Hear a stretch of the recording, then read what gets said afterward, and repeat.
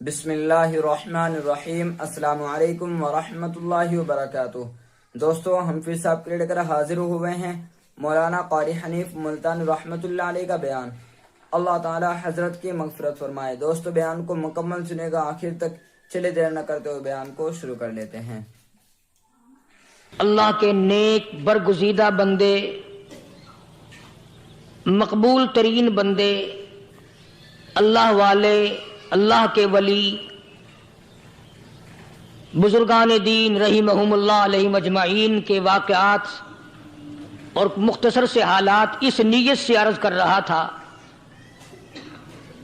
کہ ہمیں بھی اپنے گریبان میں جھانکنے کا موقع ملے، ہم لوگ بھی یہ سوچیں کہ یہ اللہ والے تھے، پیٹ بھی تھا، نفس بھی تھا، بیوی بھی تھی، بچے بھی تھے، پیاس بھی لگتی تھی، بھوک بھی لگتی تھی، کپڑا بھی درکار تھا، سردی گرمی بھی آتی تھی، ان لوگوں نے اللہ کی رضا کیسے حاصل کی؟ نیت میری کسی کی تردید مقصود نہیں، سمجھانے کے لیے کہتا ہوں جیسے سڑک پہ پیدل آدمی چل رہا ہو اور پاس سے کار گزرتی ہے تو دل میں خیال آتا ہے کہ میرے پاس بھی کار ہوتی۔ ان اللہ کے نیک بندوں کو دیکھ کر میں اور آپ کیوں نہیں سوچتے کہ میں بھی اللہ کا نیک بندہ بن جاتا؟ کوٹھی بنگلہ دیکھ کر، لمبا چوڑا کاروبار کارخانہ دیکھ کر آدمی کے دل میں آتا ہے یارو یہ کارخانے دار ہے، میں اس کا مزدور ہوں۔ تیرے دل میں یہ بات کیوں نہیں آتی کہ میں نماز بھی نہیں پڑھتا اور فلانا ساری رات سویا ہی نہیں؟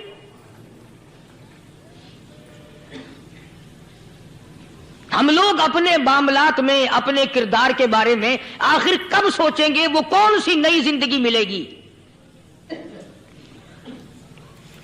بس ایک دھوکہ لگا ہوا ہے، او جی میں تو گناہگار ہوں میرا کیا، او جی میں تو گناہگار ہوں میرا کیا، یوں کرتا کرتا ہی مر جائے گا، توبہ نہیں کرنی۔ کوئی آدمی پلیت ہو اور وہ یہ کہتا رہے او یار میں تو پلیت ہوں، یار میں تو ناپاک ہوں، میرا کیا، میں تو ناپاک ہوں۔ اللہ کے بندے پانی کے پاس جا، غسل کر، پھر ہی تو پاک بنے گا۔ اپنے آپ کو پلیت پلیت کہتا رہے، یوں تو پاک نہیں بنے گا۔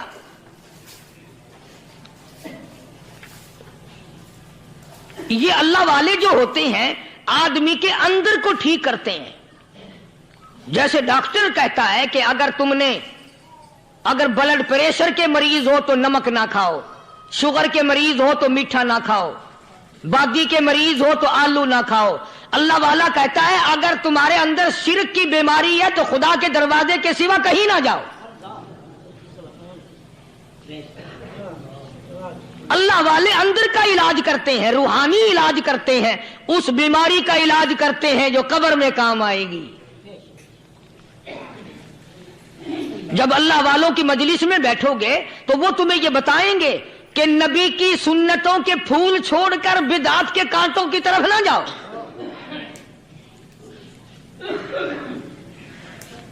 اور ہدایت ہے محمد کریم صلی اللہ علیہ وسلم کی، سبحان اللہ۔ وہ جوان کتنا خوش نصیب ہوگا جو حضور کے ساتھ سواری پہ سوار ہے۔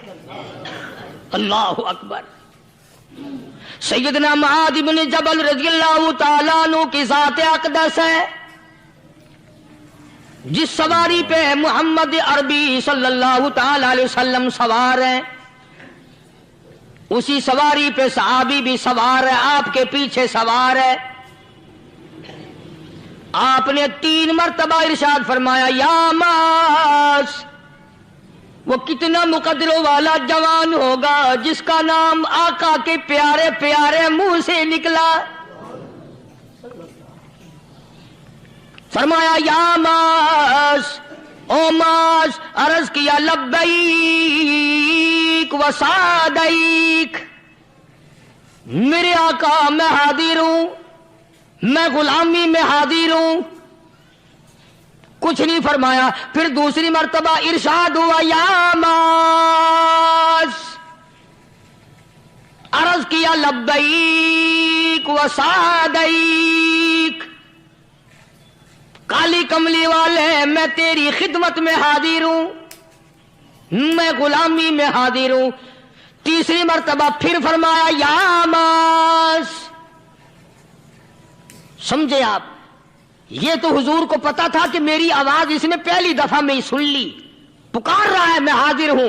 3 مرتبہ آواز اس لیے دی، یعنی میں جو تجھے بتانا چاہتا ہوں وہ بڑی اہم بات ہے، توجہ کر، دھیان کر اس بات کی طرف جو میں تجھے بتانے لگا ہوں. تیسری مرتبہ ارشاد ہوا یا معاذ، عرض کیا لبیک و سعدیک، میرے آقا میں حاضر ہوں، غلامی میں حاضر ہوں. ارشاد فرماؤ، فرمایا یا معاذ لا تشرک باللہ، او ماضی مجھ سے ارشاد سن لے، مجھ سے پیغام سن لے، میں محمد کریم صلی اللہ تعالی علیہ وسلم تجھے بڑی پتے کی بات بتانے لگا ہوں، گر کی بات بتانے لگا ہوں، کوئی حقیقت کی بات بتانے لگا ہوں. لا تشرک باللہ، او میرے جوان، میرے صحابی، او معاذ، اللہ کی ذات میں، اللہ کی صفات میں کسی کو شریک نہ ٹھہرانا.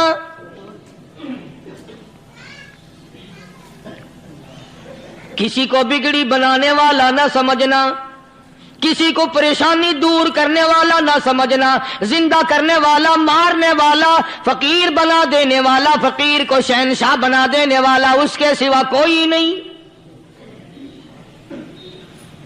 چلو ہو گئی بات، فرما دیا آپ نے کہ شرک نہ کرنا. اب ہماری بات سنو، ابھی حدیث کا جملہ باقی ہے جو محمد عربی صلی اللہ علیہ وسلم کی زبان مبارک سے نکلا، اہم بات باقی ہے. ٹھیک ہے فرما دیا، لیکن اب سوال کرو سرکار مدینہ صلی اللہ علیہ وسلم سے کہ جی اگر کوئی مصیبت کی وجہ سے کر بیٹھے، اگر کوئی پریشانی کے عالم میں آ کے کر بیٹھے، کوئی دکھوں کا مارا ہوا کر بیٹھے، تو صاف فرما دیا، فرمایا او معاذ ان قتلتا، اگرچہ تجھے قتل کر دیا جائے، تیرا ٹکڑا ٹکڑا کر دیا جائے، تیرا قیمہ بنا دیا جائے، اس سے بھی سخت بات آگے فرمائی او حرقتا، چاہے تجھے جلا کر خاک کر دیا جائے، تیرا قیمہ بنا دیا جائے، تجھے جلا کر راکھ بنا دیا جائے، کسی حال میں بھی تجھے شرک کرنے کی اجازت نہیں. اور ایک اور بات میرے سے سن کر پکا کے لے جاؤ، چوری کرنے والا ساری عمر چوری کرتا ہے، لیکن کبھی ایسا دن اس کی زندگی میں نہیں آیا ہوگا جب وہ یہ کہے کہ میں عبادت کر رہا ہوں. لاکھ چوری کی ہو یہ کہے گا کہ میں گناہگار ہوں، چوری کر اپن چلو تمہارے منہ پہ نہیں کہے گا، دل میں کہے گا. زنا کرنے والا کبھی نہیں کہتا کہ میں گناہ نہیں کرتا، شراب پینے والا کبھی نہیں کہتا کہ میں گناہ نہیں کرتا، حرام کھانے والا، رشوت لینے والا کبھی نہیں کہتا کہ میں گناہ نہیں کرتا. شرک ایسا گناہ ہے، ایسی گمراہی ہے، اس کو بندہ گناہ سمجھ کر نہیں عبادت سمجھ کے کرتا ہے. اور ارشاد فرمایا محمد عربی صلی اللہ علیہ وسلم نے کہ شرک کرنے والے کو توبہ کی توفیق نہیں ہوتی. وہ اس کو برا سمجھے تو توبہ کرے، جب وہ اس کو برا سمجھتا ہی نہیں تو گناہ سمجھتا ہی نہیں تو توبہ کائے کی کرے گا. وہ میں عرض کر رہا تھا کہ یہ جو اولیاء کرام ہیں، بزرگان دین ہیں، اللہ والے ہیں، یہ شرک کی لعنت سے آدمی کو بچانے کے لیے ساری زندگی کوشاں رہتے ہیں. حدیث پاک میں آتا ہے، ارشاد فرمایا محمد کریم صلی اللہ علیہ وسلم نے کہ جب آدمی گناہ کرتا ہے، فرمایا ان فی الجسد لمضغۃ اذا صلحت صلح الجسد کلہ واذا فسدت فسد الجسد کلہ الا وہی القلب، او کما قال النبی صلی اللہ علیہ وسلم. ارشاد فرمایا آدمی کے بدن میں ایک گوشت کا ٹکڑا ایسا ہے کہ جب وہ ٹھیک ہو جائے تو سارا بدن ٹھیک ہو جاتا ہے، جب وہ بگڑ جائے تو سارے بدن کا نظام بگڑ جاتا ہے. الا وہی القلب، سرکار مدینہ صلی اللہ علیہ وسلم نے فرمایا وہ دل ہے. دل آدمی کا سنور جائے تو سارا کچھ سنور گیا، دل بگڑ گیا تو سب کچھ بگڑ گیا. ریاکاری دل سے پیدا ہوتی ہے، تکبر دیکھنے میں نہیں آتا، دل میں پیدا ہوتا ہے، فخر دل میں پیدا ہوتا ہے، عجب اور خودبینی دل میں پیدا ہوتی ہے. تو آقا مدنی صلی اللہ علیہ وسلم نے فرمایا کہ آدمی کا دل جو ہے وہ سفید ہوتا ہے، بالکل سفید ہوتا ہے۔ جب بندہ گناہ کرتا ہے تو ایک چھوٹا سا سیاہ کالا نقطہ اس کے دل پہ لگ جاتا ہے، پھر دوسرا گناہ کرتا ہے، پھر دوسرا نقطہ لگ جاتا ہے، پھر تیسرا گناہ کرتا ہے، پھر تیسرا نقطہ دل پہ لگ جاتا ہے، حتیٰ کہ اس کا دل سارا کالا ہو جاتا ہے۔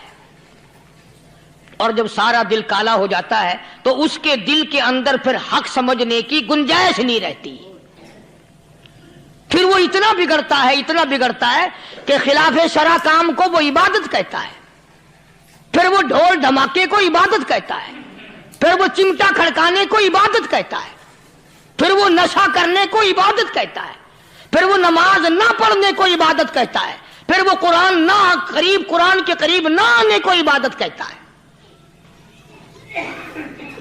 حالانکہ بزرگوں کا یہ طریقہ کار نہیں۔ سائیں توکل شاہ صاحب سبقت رحمت اللہ علیہ، امبالے شہر میں مزار ہے، حضرت کے واقعات میں لکھا ہے کہ جب کوئی عالم، جب کوئی قاری، جب کوئی بزرگ قرآن پڑھتا یا کچھ بیان کرتا، اگر قرآن پڑھتا غلطی کرتا، ہاں یہ بات سمجھ لو کہ سائیں شاہ صاحب جو تھے ان پڑھ تھے،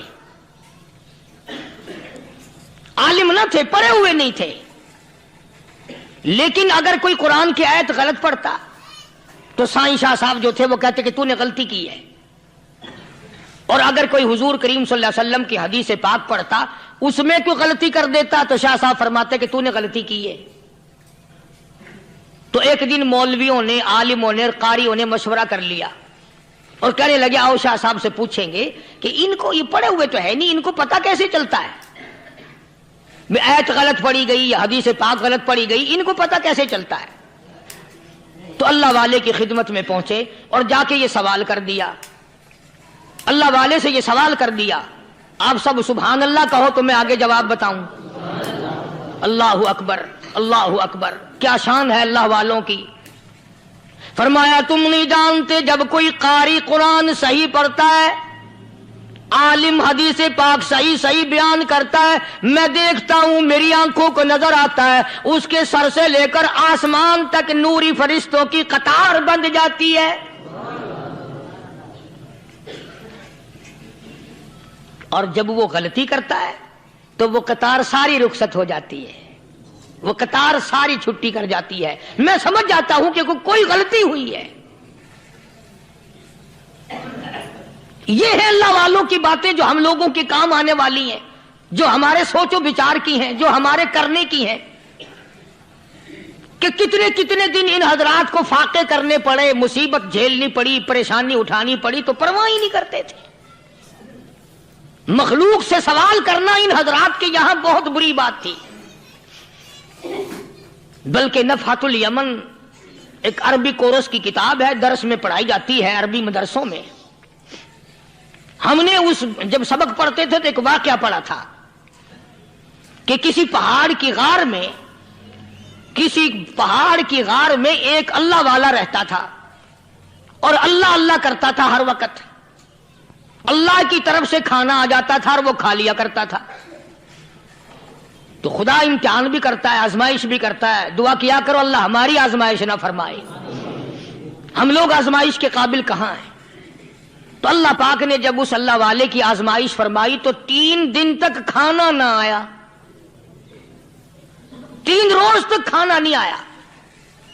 جب نہیں آیا تو بھوک نے ستایا، اور جب بھوک نے ستایا تو پریشانی ہوئی، اور جب پریشانی ہوئی تو دل میں خیال آیا کہ اب میرے لیے سوال کرنا جائز ہو گیا، اب تو میں بالکل بھوک نے تنگ کر دیا مجھے۔ تو پہاڑ سے نیچے اترے اور جا کر کے ایک مکان پہ سوال کر دیا، اور سوال یہ کیا کہ اللہ نام پہ مجھے کھانا چاہیے۔ ان گھر والوں نے 3 روٹیاں دے دی، ان گھر والوں نے 3 روٹیاں دے دی، اور یہ اللہ کا ولی لے کے چل دیا۔ تو جس گھر سے 3 روٹیاں ملی تھی ان کے یہاں ایک کتا بھی تھا، وہ اس ولی کے پیچھے پیچھے لگ گیا اور بھونکار قریب تھا کہ کاٹ کھائے پھاڑ کھائے۔ اللہ کے ولی نے سوچا کہ یہ تو بڑا ظالم کتا پیچھے لگ گیا، 1 روٹی اس کو پھینک دوں، 2 مجھے کافی ہو جائیں گی، یہ اپنا اس کی ہلے لگ جائے گا، مشغول ہو جائے گا، میں نکل جاؤں گا۔ یہ کتاب کی بات ہے، حدیث کی نہیں. تو نفحۃ الیمن کتاب میں واقعہ یوں لکھا کہ کتا ایک روٹی کھا کے پھر بھاگ کے اس ولی کو مل گیا اور بہت بھونکار کاٹنے کے قریب ہوا. تو پھر اللہ کے ولی نے سوچا کہ یار ایک ہی روٹی کافی ہو جائے گی، یہ تو پھر ظالم پیچھے ہو گیا. اس نے دوسری روٹی بھی اس کو پھینک دی. اللہ کی شان، کتا دوسری روٹی کھا کر کے پھر ولی کے پیچھے پیچھے. اس نے سوچا ایسی روٹیوں سے تو یوں ہی بھلے، وہ تیسری بھی پھینک دی. کتے نے تیسری بھی کھا لی اور جب تیسری روٹی کھا کے کتا بھونکا، اب ولی کھڑا ہو کر غصے میں آ گیا اور کہنے لگا او کتے تجھے شرم نہیں آتی؟ عربی کا لفظ ہے وَمَا عَدِيمُ الْحَيَا، اور بغیرت کمینے، تیرے مالک نے 3 روٹیاں دی تھی، جس دروازے پہ تو رہتا تینوں کھا لی پھر بھی بھونکتا ہے. 3 روٹیاں میں نے تجھے دے دی پھر بھی بھونک رہا ہے. تو یوں لکھا اس کتاب میں کہ اللہ پاک نے کتے کو بھی زبان دی اور وہ یہ کہنے لگا کہ ولی صاحب ذرا ٹھہرو، خود فیصلہ کرو، تم بے غیرت ہو یا میں بے غیرت ہوں. فیصلہ جناب کریں، میں کتا ہوں آپ ولی ہیں. جنت کے کھانے کھائے، ارے 3 دن نہ ملا تو آدمی کے دروازے پہ آ کے ماتھا گھسایا، جھولی پھیلائی، بھیک مانگی، مجھ سے قسم لے لو میں کتا ہوں. کئی مرتبہ 8 دن ٹکڑا نہیں ملتا، قسم لے لو اس دروازے کے سوا کبھی کسی دوسرے دروازے پہ نہیں گیا میں.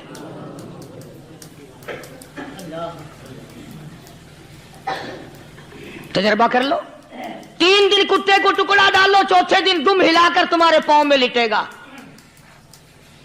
ساری عمر گزر گئی اس مالک کا دیا ہوا کھاتے ہوئے پیتے ہوئے، آج بھی تجھے اس مالک کا دروازہ سمجھ نہیں آیا. پانی وہ پلاتا والذی ہوا یطعمنی ویسقین وَإِذَا مَرِضْتُ فَهُوَ يَشْفِينِ.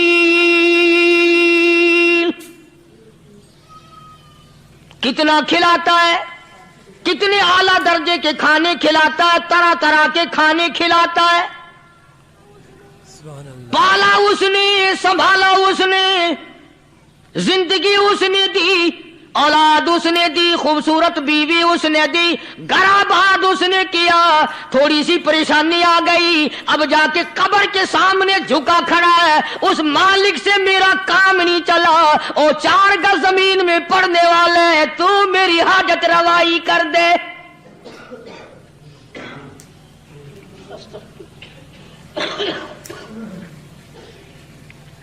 کون سے ولی نے یہ تعلیم دی، کون سے ولی نے یہ ترغیب دی؟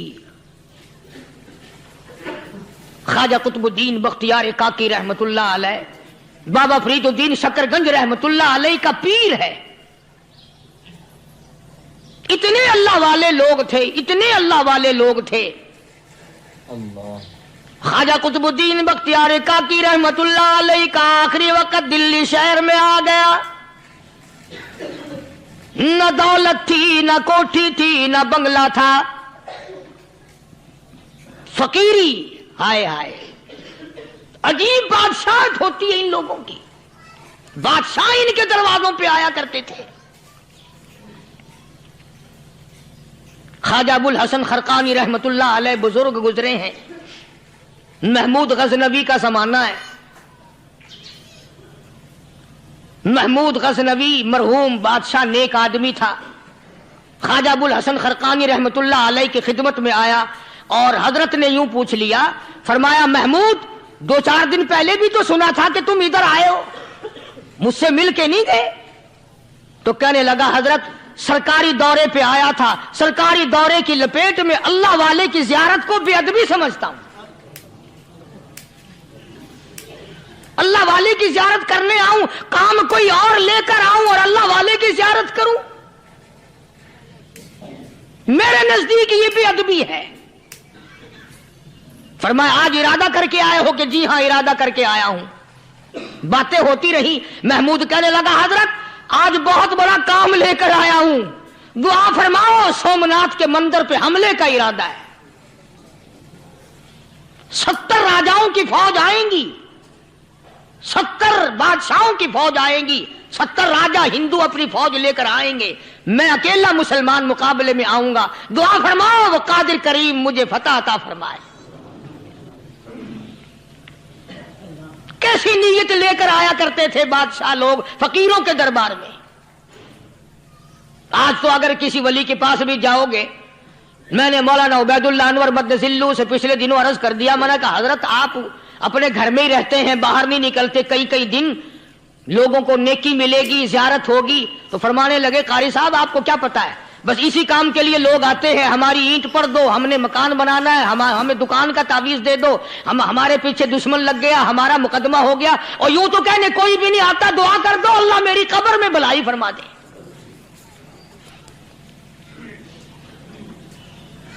تو محمود غزنوی نے خواجہ ابوالحسن خرقانی سے درخواست کی کہ آپ دعا فرمائیں۔ اللہ والے نے دعا بھی فرمائی اور اپنا مصلی دے دیا۔ یوں فرمایا محمود جب مشکل وقت آ جائے اس مصلی پہ کھڑے ہو کر 2 رکعت نماز ادا کرنا۔ پتہ چلا کہ اللہ کی مدد جو ہے وہ نماز کے ساتھ ہے۔ میں تمہیں بھی بتاتا ہوں، ولی تو میں نہیں، جب بھی کوئی پریشانی آئے، جب بھی کوئی تکلیف آئے، فرمایا استعینوا بالصبر والصلاۃ، نماز پڑھو انشاءاللہ آسانی ہوگی، صبر کر نماز پڑھ، ان اللہ مع الصابرین، اللہ پاک صبر کرنے والوں کا ساتھی ہے، صبر بھی کرتا جا، نماز بھی ادا کرتا جا، جس سے تیرا بگاڑ ہے یوں بھی سوچتا جا میری طرف سے کوئی ظلم نہ ہو جائے، میں مارا جاؤں گا۔ چھلا ساتھ لے کر چلا گیا اور اپنی فوج کو لے کر کے سومناتھ کے مندر پہ حملہ کر دیا۔ مسلمان فوج بڑا سفر کر کے آئی تھی، دور سے آئی تھی، تھکی ہوئی تھی، چور چور تھی، اتنے حالات نہ تھے، اتنے ہتھیار نہ تھے، 70 راجاؤں کی فوج کے مقابلے میں مسلمانوں کو شکست ہو گئی۔ محمود غزنوی کو خبر دی گئی بادشاہ شکست ہو گئی۔ محمود نے 2 رکعت نماز ادا کی، اور یہ بھی بتا دوں اللہ والوں کا اتنا ادب کیا محمود غزنوی نے کہ اس مصلی پہ کھڑے ہو کر نماز نہیں پڑھی، اس کو سر کے اوپر رکھ کے نماز پڑھی۔ مصلی اللہ والے کا سر پہ رکھ لیا اور نماز پڑھی خدا کے حضور میں، اور پھر سر سجدے میں رکھ دیا۔ میرے پروردگار بے نیاز خالق و مالک، میں گناہگار سہی، میں سیاکار سہی، میں تیرا بندہ ہوں، او میرے مولا مقابلہ کفر سے ہے، حق پرستوں کی نہ کی تو نے گر دل جوئی نہیں، تانا دیں گے بت کے مسلم کا خدا کوئی نہیں، او میرے پروردگار آج مجھے ذلیل نہ کر، آج میری شکست نہ کر، آج مسلمانوں کو شکست نہ دے، اور بے نیاز پروردگار کافر کہیں گے ان کا خدا کہاں گیا۔ بس محمود غزنوی نے اللہ کے حضور میں نماز ادا کی اور دامن پھیلایا اور سر سجدے میں رکھا، تو اطلاع ملی کہ شکست فتح میں بدل گئی۔ چنانچہ جمعے کا خطبہ محمود غزنوی نے سومناتھ کے مندر کے اندر دیا۔ کس قدر اللہ والوں کو دلچسپی تھی ان معاملات سے کہ قوم کے لیے بھلائی ہو، ملک کے لیے بھلائی ہو، عوام کے لیے آخرت کی دنیا کی بھلائی مقصود تھی۔ خواجہ قطب الدین بختیار کاکی رحمت اللہ علیہ دلی شہر میں رہتے ہیں، بادشاہوں کا زمانہ ہے۔ اللہ اللہ کیا عجیب لوگ تھے۔ آج تو اچھے بھلے دیندار طبقہ نماز پڑھانے والوں کو نماز کے، غسل کے، وضو کے مسائل معلوم نہیں۔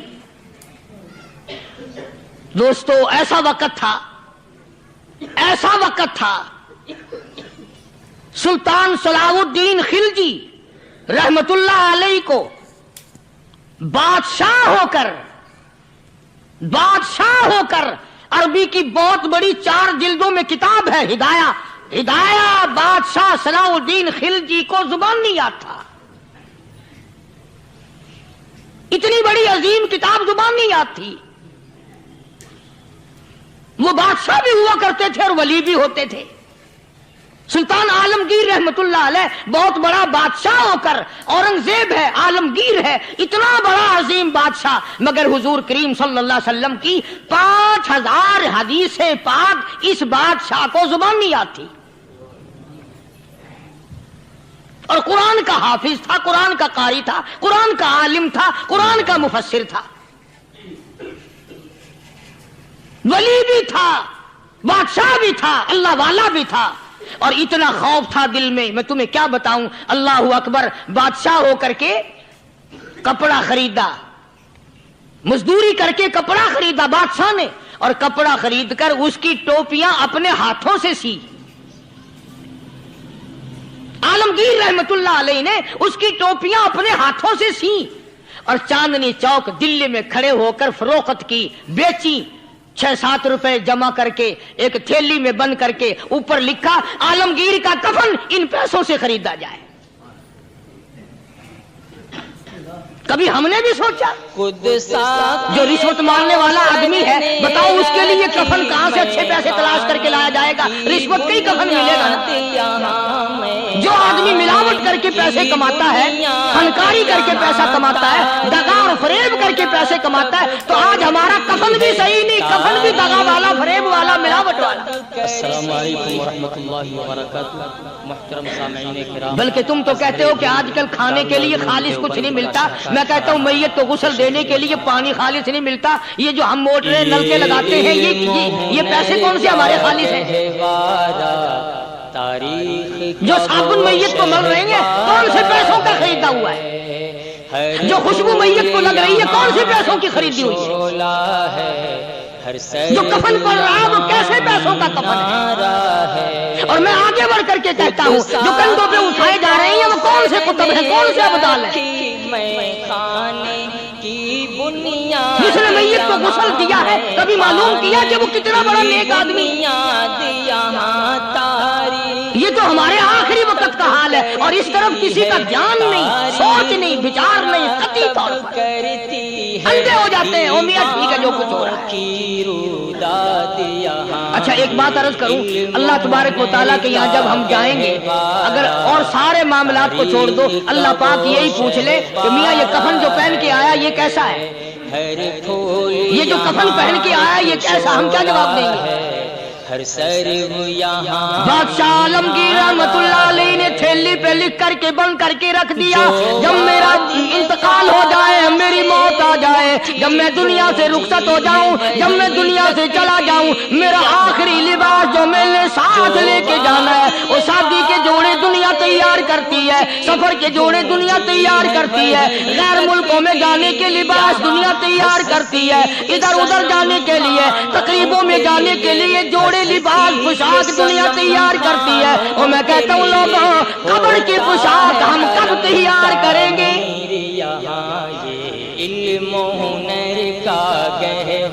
عالمگیر رحمت اللہ علیہ نے خود اپنے کفن کا انتظام کر کے رکھا. ہمارے گھروں میں تو اگر کفن کا ذکر کرو تو گھر والے بھی منہ بنائیں گے، چھوڑو کفن کی باتیں بنانی شروع کر دی ابھی سے. اور ایک اور عرض کروں، کفن بھی مقدر والوں کو ملتا، کئیوں کو ملتا ہی نہیں. کفن نہیں ملتا، قبر نہیں ملتی، نماز جنازہ نہیں ملتی، غسل نصیب نہیں ہوتا. مقدریس ہوتے ہیں، نہ یہ دولت سے بات بنتی ہے اور نہ یہ اقتدار سے بات بنتی ہے اور نہ یہ سرمایہ سے بات بنتی ہے. یہ تو تقدیروں کے مسئلے ہیں جو مالک نے اپنے ہاتھ میں رکھا ہے. جناب رسول کریم سب کہہ دو صلی اللہ علیہ وسلم کے سگے چچا اللہ غنی جنگ احد ہے، امام الانبیاء محبوب کبریا حضرت محمد مصطفیٰ صلی اللہ تعالی علیہ وسلم کو خبر دی گئی آپ کی حالت بھی زخمی ہے، آپ کا چہرہ انور زخمی ہو گیا، آپ کے چہرے میں خود جو سر پہ اوڑھ رکھا تھا اس کے حلقے کڑیاں چہرے انور کے اندر چلی گئی، نکلتی نہیں نکالنا چاہتے ہیں، نکلتی نہیں، نکالنے کی کوشش کرتے ہیں۔ ابو عبیدہ بن جراح رضی اللہ تعالیٰ عنہ نے دانتوں میں پکڑ کر وہ حلقہ زنجیر والا کھینچ لیا۔ شاہوں کے محل جھک جاتے ہیں، یہ علم ہنر کا ادھر خون کا فوارہ چھوٹا، تاریخ کا وہ خون کا فوارہ چھوٹا ہے۔ اللہ عرش الہی سے آواز آئی، جبریل امرت جل یہ بادل پر جھپکنے کے برابر جبریل ساری دنیا کا نظام طے کر سکتا ہے۔ ایسا توجہ، اللہ نے آواز دی، جبریل، عرض کیا حضور، فرمایا یاد رکھ اگر میرے محبوب کا خون زمین پہ گر گیا تو پھر تو جبریل کا ہے۔ ایسا چھاگل ہے سدرۃ المنتہا سے سکنڈ کو بڑی چیز ہوتی ہے، پل جھپکنے سے پہلے جبریل نے آ کر اس خون کو سنبھالا ہے۔ ہر پھول یہاں ایک شعلہ، اتنی عظمت ہے سرکار مدینہ صلی اللہ علیہ وسلم کی، اللہ تبارک و تعالیٰ کے یہاں اور ہر پیغمبر کی۔ ابراہیم علیہ السلام کو وقت کے بادشاہ نے منجنیق میں بٹھا کر یوں آگ میں پھینک دیا، اس منجنیق میں سے، پنگوڑے میں سے خلیل نکل چکا۔ آواز آئی جبریل، جواب ملا حضور کہ میرا خلیل کو کیا ہوا؟ حضرت جبریل کو حکم ہوا، یاد رکھ اگر خلیل کا ایک بال بھی جل گیا تو جبریل کس کام کا؟ اللہ تبارک و تعالیٰ کے فرشتے نے پہلے پہنچ کر آگ پہ پر بچھا دیا۔ کا گہوارہ یوسف علیہ السلام کو بھائیوں نے کنویں میں پھینکا۔ اب بتاؤ کنواں کوئی 100-200 گز یا 100-200 میل تو لمبا نہیں ہوتا۔ میں خالق کی بے نیازی تمہیں بتا رہا ہوں اور اپنے پیغمبروں کی کس طرح حفاظت فرماتے ہیں، سبحان اللہ۔ بھائیوں نے کنویں میں دھکا دیا، جبریل جی یہ کیا ہوا؟ میرا نبی آیا، میرے نبی کے کنویں میں جانے سے پہلے تخت بچھا دے۔ جبریل نے پر بچھا کر تخت بنایا۔ وہ تو یوں بچاتا ہے، وہ تو یوں سنبھالتا ہے۔ ابو عبیدہ بن جراح رضی اللہ تعالیٰ عنہ نے سرکار مدینہ صلی اللہ علیہ وسلم کے چہرے انور میں سے وہ جو زنجیر کڑی کھینچی، اللہ اللہ، ابو عبیدہ کے 2 دانت نیچے کے، 2 اوپر کے، 4 دانت نکل گئے۔ آج ہمارے دانتوں کو کیڑے کھا جاتے ہیں، کھوکھریں بن جاتی ہیں، نکل جاتے ہیں۔ ابو عبیدہ تو کتنا خوش نصیب جوان ہے، تیرے 4 دانت تو نکل گئے پر حضور صلی اللہ علیہ وسلم کی تکلیف کو تو نے دور کیا، یعنی آقا کی خدمت کرتے ہوئے ابو عبیدہ کے دانت نکل گئے۔ ادھر اپنی تکلیف آئی، ادھر پتا چلا کالی کملی والے صلی اللہ تعالیٰ علیہ وسلم تیرے چچا کا حال ٹھیک نہیں۔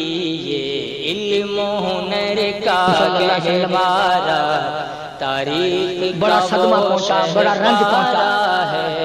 ایک بات کرتا ہوں، توجہ کر کے لکھ کے لے جاؤ، کام آئے گی۔ بیٹیوں کو بتاؤ، بہنوں کو بتاؤ، سرکار کی نظر پڑی، سرکار کی نظر پڑی حضرت صفیہ رضی اللہ تعالیٰ عنہ، حضور کی بوا، حضور کی پھوپھی، حضرت زبیر رضی اللہ تعالیٰ عنہ کی اماں، امیر حمزہ رضی اللہ تعالیٰ عنہ کی بہن دوڑی دوڑی آتی ہے۔ پتا چلا نا مدینے میں کہ بھائی کا حال ٹھیک نہیں، شہید کر دیا گیا، عورت ذات دوڑی دوڑی آئی۔ حضور نے فرمایا زبیر کون عورت ہے، جا کے روکو، لاش کا حال ٹھیک نہیں، کپڑے پھاڑے گی، جزا فضا کرے گی، میں نے سنا ہے لاش کا حال ٹھیک نہیں ہے۔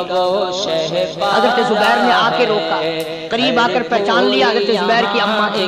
انہوں نے کہا اماں اجازت نہیں، آگے نہ جاؤ۔ حضرت صفیہ عرب کی تکریم آئی، مارا غصہ زبیر کو اوپر پھینک دیا، کہنے لگے ہاتھ ایک طرف، میں اپنے بھائی کو دیکھنے نہ جاؤں۔ زبیر کو تو مکہ مار کے پرے پھینک دیا۔ اور لوگوں توجہ کرو، غلام آپ بھی بنتے ہیں، غلام میں بھی بنتا ہوں، خدا کی قسم ٹائم پہ غلامی کا پتہ چلتا ہے۔ پھر زبیر کہنے لگا اماں حضور نے منع فرمایا، آگے نہ جا، حضور نے منع فرمایا۔ خدا کی قسم ذمہ داری سے کہتا ہوں، علماء نے لکھا ہے حضرت صفیہ نے جو پیر قدم آگے رکھنے کے لیے اٹھایا ہوا تھا وہ آگے نہیں رکھا، پیچھے ہٹ کے رکھا۔ میرے نبی کے فرمان کے خلاف نہ ہو جائے, میرے نبی کے ارشاد کے خلاف نہ ہو جائے. اگر خلاف ہو گیا تو میں ماری جاؤں. اور وہی رک گئی, کہنے لگی اور زبیر بیٹے جاؤ, میرے محبوب سرکار مدینہ صلی اللہ تعالی علیہ وسلم سے جا کے کہو میں نے لاش کا حال سن لیا ہے, مجھے سب کچھ پتہ چل گیا. جا کے کہو بے شک میں عورت ہوں لیکن گھبراؤں گی نہیں, جب سے میں نے تیرا کلمہ پڑھا ہے میں نے صبر کرنا بھی سیکھ لیا ہے. تاریخ کا وہ شہپارہ ہے, میں جدا فدا نہ کروں گی, میں کپڑے نہ پھاڑوں گی, میں رونا دھونا نہیں کروں گی. مدنی کریم صلی اللہ علیہ وسلم کو حضرت زبیر نے جا کے بتا دیا. میری اماں یوں کہتی ہے, فرمایا پھر بے شک اجازت ہے جائے. جاتی ہے ذروں کی ضیا خورشید, آج کی کوئی مائی ہوتی اتنا حال دیکھ کر بھائی کا نہ جانے حال فیل ہو جاتا. شرماتی ہے. صفیہ نے آ کے دیکھا اپنے بھائی سیدنا امیر حمزہ کے دونوں کان نہیں, ناک نہیں, لب نہیں, 11 ٹکڑے ہوئے پڑے. روتی نہیں, گھبراتی نہیں, دھڑام سے گرتی نہیں, چہرہ نہیں پیٹتی, ماتم نہیں کرتی, کھڑی ہو گئی, کہنے لگی آ میرے پروردگار میرے بھائی کی قربانی قبول فرما. میرے بھائی کی قربانی کے صدقے میں میرا بھی بیڑا پہاڑ کر دے. آنکھوں نے کہاں دیکھا, خبر تو مل گئی تھی نا کہ کپڑے بھی اتار کر لے گئے, بغل میں سے 2 چادریں نکالی, بغل میں سے 2 چادریں نکالی کہ میرے بھائی کو کفن دے دینا. یوں جو نظر پڑی ایک انصاری نوجوان رضی اللہ تعالی عنہ, وہ بھی ننگا پڑا ہے, کافر اس کو بھی شہید کر کے گر گئے. مسلمانوں ذرا اندازہ لگاؤ, یہ بھی مسلمان تھے, یہ بھی نبی کے عاشق تھے, یہ بھی دیوانے تھے. ایسے وقت میں بھلا ایسی بات کس کو سوجھے؟ ماں جایا بھائی ہو, سگا بھائی ہو, اچھی محبت اور تعلق ہو بہن بھائی کا, اور سید الشہداء حضور نے فرمایا ہو وہ ننگا پڑا ہے, 11 ٹکڑے ہوئے پڑے ہیں. ایسے وقت میں ایسی بات کون سوچے؟ صفیہ کہنے لگی لوگوں ایک چادر اس بھائی کو دو جو میری ماں کے پیٹ سے پیدا ہوا, ایک چادر اس بھائی کو دو جو محمد کے کلمے نے میرا بھائی بنا دیا. ہر سرو یہاں جو میرے نبی نے میرے کلمے نے میرا بھائی بنا دیا. کل قیامت میں خدا یہ نہ فرما دے صفیہ کفن دینے آئی, خیرات دینے آئی تو اپنے کو دے کے چلی گئی. اب ان میں ایک چادر ہے چھوٹی اور ایک ہے بڑی. پھر کہنے لگی میری چادریں واپس کر دو, ایسا نہ ہو میرے بھائی کو بڑی مل جائے دوسرے بھائی کو چھوٹی مل جائے. اللہ پاک کل یہ نہ فرما دے اگر کفن دینے بھی آئی تو اپنے کو بڑی دوسرے کو چھوٹی, یہ اللہ کی رضا والا تو کام نہیں. قرآن اندازی کی سگے بھائی سیدنا امیر حمزہ رضی اللہ تعالیٰ عنہ کے حصے میں چھوٹی چادر آئی اور اس انصاری جوان کے حصے میں بڑی چادر ہے. چنانچہ جب محمد عربی صلی اللہ تعالی علیہ وسلم تشریف لائے تو حضور کو اتنا صدمہ پہنچا. میری مستقل کیسٹ ہے سیدنا امیر حمزہ رضی اللہ تعالیٰ عنہ کے عنوان پر, آپ لوگ اسے خرید کے سنیں. تم بھی کہتے ہو کہ ہم نے اسلام کی بڑی خدمت کی, ہم نے قرآن کی بڑی خدمت کی, ہم نے علماء اور طالب علموں کی بڑی خدمت کی, ہم نے مسجد اور مدرسوں کی بڑی خدمت کی. میں یہ کہتا ہوں آؤ دیکھو تو صحیح کہ ان حضرات نے کہاں تک قربانیاں دی. حضور نبی کریم صلی اللہ تعالی علیہ وسلم جب اپنے پیارے چچا کی لاش پہ آئے, چہرے پہ نظر پڑی دونوں لب نہیں. کالی کملی والے صلی اللہ تعالی علیہ وسلم نے منہ میں جھانک کر دیکھا تو زبان نہیں. ذرا نیچے کو نظر کی, پیٹ میں جگر اور کلیجہ نہیں, دونوں ہاتھ نہیں, دونوں کان نہیں. یہ حال دیکھ کر حضور صلی اللہ علیہ وسلم کو چکر آ گیا, زمین پہ تشریف فرما ہو گئے. اور پھر بلکہ یہاں تک لکھا ہے کہ آپ نے یوں فرمایا او میرے مالک اگر صفیہ مائی میری بوا پھوپھی یہاں نہ ہوتی تو میں یہ ٹکڑے بھی نہ اٹھاتا. اگر تو یوں ہی راضی ہے تو میں بھی یوں ہی راضی. اور پھر جب ان ٹکڑوں کو جوڑا گیا تو صحابہ نے عرض کیا یا رسول اللہ صلی اللہ تعالی علیہ وسلم، امیر حمزہ قداور آدمی تھا، لمبا تکڑا بہادر آدمی تھا، حالت یہ ہے چادر چھوٹی ہے بھی ایک ہی، اگر سر ڈھانپتے ہیں تو پیر کھل جاتے ہیں، پیر ڈھانپتے ہیں تو سر کھل جاتا ہے. حضور نے فرمایا سر کو چھپا دو، پیروں پہ میرے چچا کے درختوں کے پتے ڈال. میں یہ عرض کر رہا تھا کہ اللہ والے ہر وقت میں آدمی کی اصلاح کی کوشش کرتے ہیں، اسے بنانے کی کوشش کرتے ہیں، اسے سمجھانے کی کوشش کرتے ہیں. اللہ تبارک و تعالی ہر مسلمان کو توفیق دے کہ وہ اپنی زندگی بھر اللہ والوں کی خدمت میں جانے آنے کی، قرآن کی خدمت کی ہر وقت پروگرام بنائے. نیت خیر کیوں؟ اس لیے اسی کو کہتا ہے کہ لیے پھرتی ہے بلبل چوچ میں گل، لیے پھرتی بلبل چوچ میں گل، اور ڈھونڈتی ہے شہید ناز کی تربت کہاں ہے. تلاش کرتے ہیں جانور پرندے کہاں پر اللہ کی رحمت برس رہی ہے. تو ہمیں بھی اللہ کی رحمت کا طالب ہونا چاہیے، اللہ کی رحمت کا متلاسی ہونا چاہیے. اللہ پاک مجھ پہ اور آپ سب پر، ساری امت پر اپنا کرم فرمائے. آسمانی کتابیں نازل فرمائی، اسی کو لوگ زیادہ چمکاتے ہیں.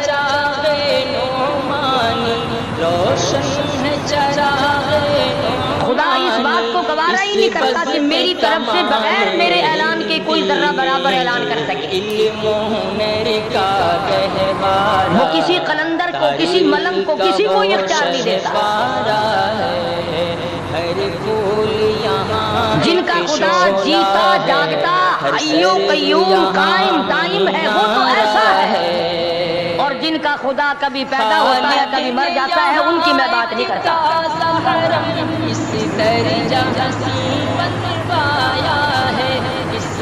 پروردگار عالم نے طریقے کا سوال کر دیا، اگر تم میرے معاملات میں شریک کار بنتے ہو تو آؤ پھر ایک ناخن بنا کے دکھاؤ، ایک بال بنا کے دکھاؤ، درخت کا ایک پتا بنا کے دکھاؤ، پتھر کا ایک روڑا بنا کے دکھاؤ، مٹی کا ایک ذرہ بنا کے میرے سامنے لاؤ.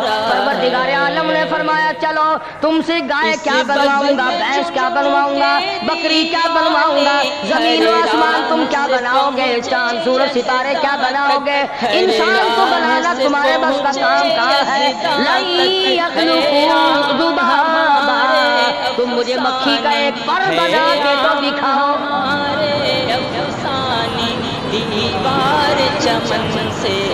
فرمایا جس کے دل میں توحید و ایمان یقین کی دولت جم جاتی ہے وہ لوگ تو دنیا ہی میں ایمان کا مزہ چکھتے رہتے ہیں، ایمان کی لذت آتی ہے. صحابہ کرام رضوان اللہ تعالیٰ علیہ مجمعین کی جماعت نے دنیا ہی میں جنت کو دیکھا، جنت کی خوشبو سونگی، کسی کو جنت کی ہوا لگی، کسی کو نے جنت کا نقشہ دیکھا، کسی کو جنت کا نظارہ کرا دیا گیا. دنیا ہی میں اس ملک کے صوبے پر ہم کو یہ خوش نصیب تھے وہ لوگ جنہوں نے محنت سے اپنی آخرت کو بنایا، اپنی قبر کو بنایا، اپنی تمام تر زندگی میں کبھی بے فکری سے بغیر نہ کی. رات کو سوچا، دن کو سوچا، صبح کو خیال کیا، شام کو خیال کیا. یہ ناپائیدار زندگی ہے، یہ ختم ہونے والی زندگی ہے، اس لیے مجھے دائمی زندگی کی کچھ تیاری کرنی چاہیے. ان لوگوں نے کمائی کی اور محمد کریم صلی اللہ تعالی علیہ وسلم کے ساتھ رہے. دنیا ہی میں ان کو جنت کے مزے آیا کرتے تھے. جو صبح ازل میں من عمل صالحا فطرت کی وہی آواز تھا، فطرت کی وہی وہو مؤمن فلنحیینہ حیاتا طیبہ. محنت کرنی پڑتی ہے، تکلیف اٹھانی پڑتی ہے، پریشانی جھیلنی پڑتی ہے، جب جا کر کچھ کام بنتا ہے، استقامت کے ساتھ کام بنتا ہے، جہاد فی سبیل اللہ کے ساتھ کام بنتا ہے، گردنیں کٹانے سے کام بنا کرتا ہے، اپنی جانوں کا قیمہ بنوانے سے کام بنا کرتا ہے. پھونک مارنے سے نہ کبھی کام بنا اور نہ آج बन सकता है।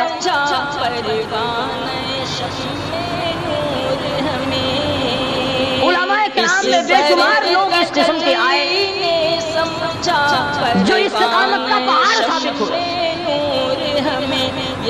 उनमें से बाद ने ये लिखा है कि बाद मर्तबा खाने में ऐसा मजा आता था जैसे जन्नत के खाने का मजा। शाब्दुर रहीम साहब रैपुरी रहमतुल्लाह खुदाम ने अर्ज किया, हज़रत पूरा महीना गुजर जाता है रमजान मुबारक का, कुछ दो चार निवाले दो चार लुकमे खा तो लिया करो।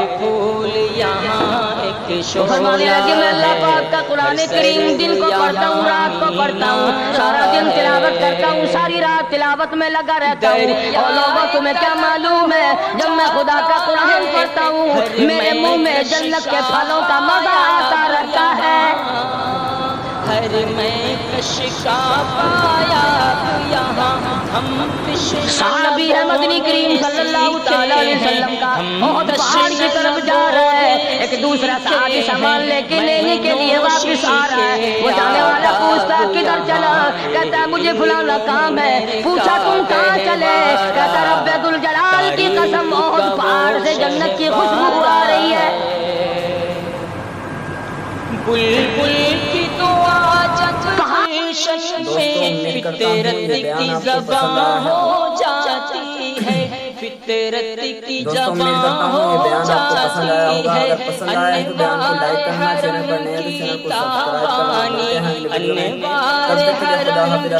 अनवानी हर समत आया हो जाती है।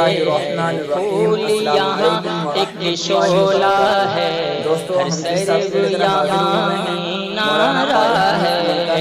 ये इल्म हुनर का गहवारा तारीख का वो शहवारा है। अल्लाह के नेक बरगुज़ीदा बंदे,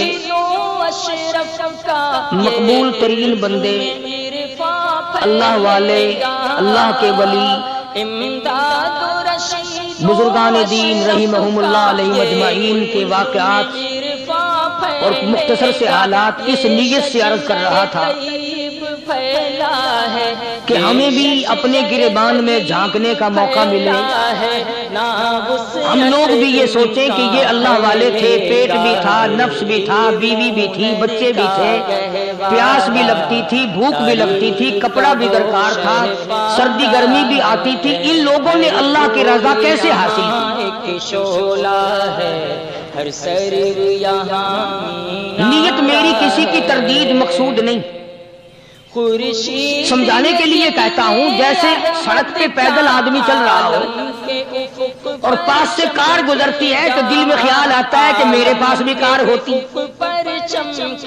इन अल्लाह के नेक बंदों को देखकर मैं और आप क्यों नहीं सोचते कि मैं भी अल्लाह का नेक बंदा बन जाता। कोठी बंगला देखकर, लंबा चौड़ा